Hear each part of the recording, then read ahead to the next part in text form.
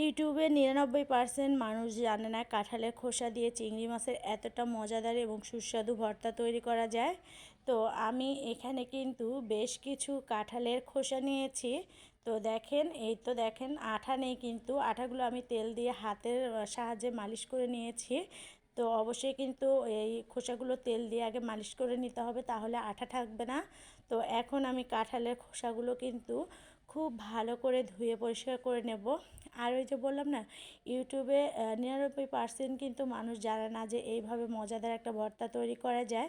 অবশ্যই ভিডিওটি ভালো লাগলে বা ভর্তাটি ভালো লাগলে চ্যানেলটি সাবস্ক্রাইব করে পাশে থাকবেন এবং ভিডিওটি সবার মাঝে শেয়ার করে দেবেন। আর এই তো দেখেন, আমি কিন্তু খুব ভালো করে ধুয়ে পরিষ্কার করে নিচ্ছি। সত্যি বলছি, এতটা সুস্বাদু হয়েছিল, আমার পরিবারের লোকজন এতটা খুশি হয়েছিল এই ভর্তা পেয়ে। তো এখন আমি ভর্তা বানানোর জন্য আগে দেশি চিংড়ি মাছগুলো এখানে ভালো করে ভেজে নিয়ে নেব। আপনারা চাইলে নদী চিংড়ি মাছ বা বড় যে চিংড়ি মাছগুলো আছে সেগুলো দিয়েও কিন্তু এই ভর্তাটা বানিয়ে নিতে পারেন। তো কাঁঠালের খোসার ভর্তা আসলে অনেকভাবেই করা যায়। তো চিংড়ি মাছ দিয়ে কখনো করা হয়নি, আমি কিন্তু প্রথম করেছিলাম। তো ওই যে বললাম না, আমার পরিবারের লোকজনরা এতটা খেয়ে মজা পেয়েছিল। আর এখানে এই যে আমি কিন্তু হালকা করে একটু হলুদের গুঁড়া, এরপর একটু সামান্য লবণ দিয়ে দিলাম, দিয়ে চিংড়ি মাছগুলো কিন্তু তেলের মধ্যে ভেজে নিচ্ছি। খুবই সামান্য একটু তেল দিয়ে কিন্তু চিংড়ি মাছগুলো ভেজে নিচ্ছি। আর চিংড়ি মাছ ভাজতে কিন্তু বেশি তেল লাগে না। তো ওই যে বললাম না, অবশ্যই কিন্তু বাড়িতে এই ভর্তার রেসিপিটি ট্রাই করে দেখবেন। কাঁঠালের খোসার তরকারিও কিন্তু আমরা অনেকে খেয়েছি, তো কখনো কিন্তু ভর্তার রেসিপি আমি দেখিনি ইউটিউবে। তো যাই হোক, এখানে আমি চিংড়ি মাছগুলো এই যে ভেজে নিয়ে নিলাম, আর ভেজে নেওয়ার পরে তুলে নিচ্ছি। এরপরে আমি কিন্তু এখন দিয়ে দেব এই তেলের ভিতরে পেঁয়াজ কুচির পরিমাণটা একটু বেশি করে দিবেন। এরপরে আমি দিয়ে দেব রসুন কুচি। তো রসুন কুচিটাও কিন্তু একটু বেশি করে দেবেন, বা আস্ত রসুনের কোয়া দিয়ে দেবেন। আমি এখানে কিন্তু আস্ত রসুনের কোয়াই দিয়েছি। তো এরপরে আমি দিয়ে দেব কিছু কাঁচামরিচ। কাঁচামরিচের ফ্লেভারটা কিন্তু খুব সুন্দর আসে ভর্তাতে। তো শুধু কাঁচামরিচ দিয়ে কিন্তু ভর্তা বানাবো না, আমি কিন্তু শুকনো মরিচও ভেজে নেব। তো এখন এগুলো একেবারে বাদামি কালার করে কিন্তু আমি ভেজে নেব। আর এই তো দেখেন, খুব সুন্দর করে কিন্তু আমি বাদামি কালার করে ভেজে নিয়েছি রসুন, পেঁয়াজ, কাঁচামরিচ একসঙ্গে। তো এখন আমি এগুলো কিন্তু এখন আবারও তুলে নেব চিংড়ি মাছের ডিশে। আর এই ভর্তাটা যারা ফুল ভিডিওটি দেখবেন তারা কিন্তু একদমই মিস করবেন না, অবশ্যই একদিন হলো বাড়িতে ট্রাই করে দেখবেন। তো আমার রসুন, পেঁয়াজ, কাঁচামরিচগুলো ভাজা হয়ে গেছে। আর দেশি চিংড়ি মাছ দিয়ে আপনি যে কোনো কিছুই ভর্তা বানান না কেন, খুবই সুস্বাদু হয়। এরপরে আমি এখানে কিছু শুকনো মরিচ ভেজে নেব, একটু ঝাল ঝাল করে ভর্তাটা বানাবো। আর আপনারা চাইলে এখানে দেশি শুকনো মরিচ দিয়েও কিন্তু ভর্তাটা বানিয়ে নিতে পারেন। আমার একটা ভর্তার রেসিপির প্লে লিস্ট আছে, আমার এই ভর্তার ভিডিওগুলো ভালো লাগলে অবশ্যই কিন্তু আপনারা দেখতে পারেন, এবং অনেক মুখরোচক ভর্তার রেসিপি আছে। আর এই তো দেখেন, মরিচগুলো ভাজা হয়ে গেছে। এখন আমি এই তেলে কিন্তু কাঁঠালের খোসাগুলো দিয়ে দিলাম। এরপরে আমি একটু হালকা করে পানি দিয়ে দেব। কাঁঠালের খোসা কিন্তু অল্প পানিতেই সিদ্ধ হয়ে যায়, একদম বেশি পানি লাগে না। তো এরপরে আমি দিয়ে দেবো সামান্য একটু হলুদের গুঁড়া, যাতে যেন কাঁঠালের খোসার কালারটা ঠিকঠাক থাকে। এরপরে দিয়ে দেবো আমি সামান্য একটু লবণ আর মরিচের গুঁড়া।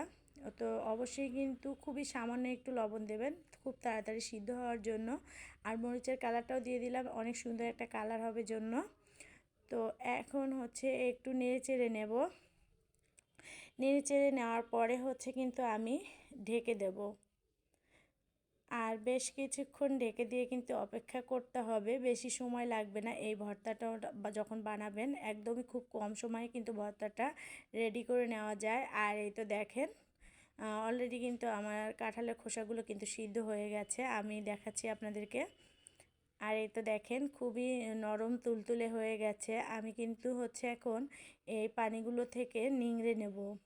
অবশ্যই কিন্তু আপনার আর একটু পানিটা কমিয়ে দিলে এখানে কিন্তু চটচটি বা পোড়পোড়া করে নিলেই হতো। তো যেহেতু আমি একটু পানিটা বেশি দিয়ে ফেলেছি, আমি কিন্তু নিংড়াই নিচ্ছি। আর এই তো দেখেন, একটা ছাঁকনির সাহায্যে কিন্তু নিংড়াই নিলাম। তো এটা রেখে দিয়ে এখন কিন্তু ভর্তা করার জন্য আমি রেডি করে নিয়েছি সব কিছু আগেই। তো এরপরে হচ্ছে আমি একটু ভাবলাম যে একটু গরম করে নেই, তাহলে ভর্তাটা হচ্ছে কটকটে হবে। আর এই তো দেখেন পানিটা শুকিয়ে নেওয়ার জন্য আবার একটু চুলায় দিয়ে দিয়েছি। আর বললাম না, ভর্তার জন্য কিন্তু সব কিছু রেডি করে নিয়েছি। আমি কিন্তু সবসময় বাটনায় ভর্তা বানাই, আর আমার কাছে বাটনার ভর্তাটাই কিন্তু বেশি মজা লাগে। শিলপাটা তো ভর্তা বানালে অনেক টেস্টি হয়, আপনারা চাইলে শিলপাটা ব্লেন্ডারে কিন্তু এই ভর্তাটা বানিয়ে নিতে পারেন। তো আমি এখানে হচ্ছে শুকনো মরিচগুলো আগে বেটে নিচ্ছি। অবশ্যই কিন্তু ঝালটা একটু বেশি দিবেন, তাহলে কিন্তু অনেকটাই হচ্ছে খেতে ভালো লাগে। আর সব সময় আমার কাছে ভর্তাটা একটু ঝাল ঝাল হলে বেশি ভালো লাগে। তো এখন আমি ভেজে রাখা রসুন, পেঁয়াজ, কাঁচামরিচ দিয়ে দিলাম। দিয়ে হচ্ছে এগুলো বেটে নেব। আসলে অনেকে কিন্তু দেখা যায় অনেক সময় বাটনা কিন্তু ভর্তা বানাতে পারে না, কষ্ট হয়। তাদের জন্য বলছি আপনারা ব্লেন্ডারে ভর্তাটা বানিয়ে নিতে পারেন, বা যারা শিলপাটায় খুব সহজে ভর্তা বানাতে পারেন তারা শিলপাটায় বানিয়ে নিতে পারেন। আমি কিন্তু শিলপাটায় আসলে ভর্তাটা মানে বাটতে আমার একটু কষ্ট হয়, তার জন্য আমি সবসময় বাটনায় কিন্তু ভর্তা বানাই। তো এই দেখেন আমার কিন্তু এগুলো বাটা হয়ে গেছে। এখন আমি দিয়ে দেবো হচ্ছে চিংড়ি মাছগুলো। আর চিংড়ি মাছগুলো অনেকটাই কিন্তু মুসমুসে হয়ে গেছে, তো এগুলো বাটতে কিন্তু একদমই সময় লাগবে না। তো আমার কিন্তু এদিকে দেখেন চিংড়ি মাছগুলো বাটা হয়ে গেছে। এই ভর্তাটা থাকলে সত্যি পরিবারের লোকজনও খুশি, ঠিক আছে। আপনারা চাইলে কিন্তু এরকম মাঝে মধ্যে একটা ইউনিক ভর্তা রেসিপি করে পরিবারের লোকজনদের সাথে শেয়ার করতে পারেন খাবারের সময়। তো এখন হচ্ছে আমি দিয়ে দেবো কাঁঠালের খোসাগুলো। আর কাঁঠালের খোসাগুলো এতটা নরম তুলতুলে হয়েছে, মানে খুবই সিদ্ধ হয়েছে। আমার কিন্তু বাটাবাটি করতে একদমই ঝামেলা হচ্ছে না, দেখেন। আর ব্লেন্ডারে দিলে তো মাত্র 1 মিনিটে কিন্তু ভর্তাটা রেডি করে নেওয়া যাবে। তো আমার এই ভর্তার ভিডিওটি যদি আপনাদের কাছে ভালো লেগে থাকে অবশ্যই কিন্তু লাইক, কমেন্ট, শেয়ার করে পাশে থাকবেন, চ্যানেলটি সাবস্ক্রাইব করে পাশে থাকবেন। আপনাদের একটা শেয়ারে আমার অনেকটাই উপকার হতে পারে। যারা নতুন দেখবেন ভিডিওটি অবশ্যই চ্যানেলটি সাবস্ক্রাইব করে কিন্তু আমার পাশে থাকবেন। আর এতে দেখেন ভর্তাটা কিন্তু একদম বাটাবাটি হয়ে গেছে। আর এতটা মজার হয়েছিল, আমি তো খেয়ে আর কি ভয়েস দিচ্ছিলাম। তো দেখেন এই যে আবারও কিন্তু অবশ্যই আমি আপনাদের কাছে এই ভিডিওটি ভালো লাগলে কাঁঠালের খোসার নিত্য নতুন রেসিপি শেয়ার করব। আর আমি এই যে ভর্তাটা কিন্তু তুলে নিলাম, ঠিক আছে।